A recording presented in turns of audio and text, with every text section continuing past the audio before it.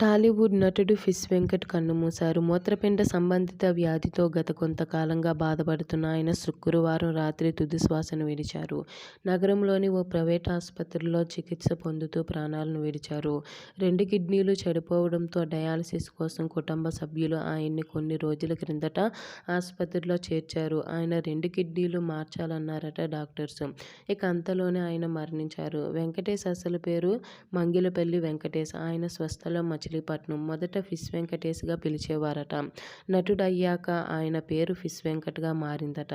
గతంలో సాదాసీదా చేపల వ్యాపారిగా ఉన్న వెంకట్కు 1989లో ఓ మిత్రుడి ద్వారా దివంగత నిర్మాత మాగంటి గోపీనాథ్ పరిచయమయ్యారట. ఆయన 1991లో నిర్మించిన జంతర్ మంతర్ చిత్రంలో వెంకటేష్కు తొలిసారి నటించే అవకాశం వచ్చింది.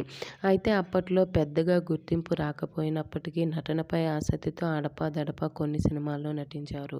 అయితే 2002లో ఎన్టీఆర్ హీరోగా వివి వినాయక్ తీసిన ఆది సినిమాతో వెంకట్కు గుర్తింపు వచ్చింది. ఆ చిత్రంతోనే సినీ పరిశ్రమలో నిలదొక్కుకున్నట్లు గతంలో వెంకట్ చెప్పుకొచ్చారు. సినీ పరిశ్రమలో తనకు వివి వినాయక్ గాడ్ ఫాదర్ అని ఆయన గతంలో పలుమార్లు చెప్పుకొచ్చారు. ఆది చిత్రంలో వెంకట్ పాత్రకు మంచి గుర్తింపు వస్తుందని, ఇండస్ట్రీలో ఇక వెనక్కి తిరిగి చూసే అవకాశం ఉండదని వివి వినాయక్ అన్నారట.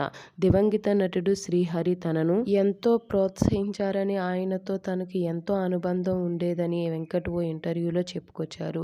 ప్రస్తుతం వెంకట్ కుటుంబం హైదరాబాద్లో రామ్ నగర్లో నివాసం ఉంటుంది. వెంకట్ 100కు పైగా చిత్రాల్లో హాస్య నటుడిగా, క్యారెక్టర్ ఆర్టిస్ట్గా సినీ ప్రియులను ఎంతగానో అలరించారు.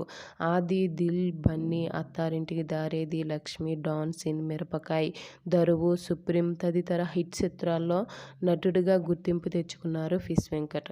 ఆయన చివరి చిత్రం coffee with a killer. Fish Venkat నటించిన సినిమాల్లో మీకు నచ్చిన సినిమా ఏంటో కామెంట్ చేయండి. అలాగే ఈ వీడియో నచ్చితే లైక్ చేయండి. మా ఛానల్ని సబ్స్క్రైబ్ చేసుకోండి.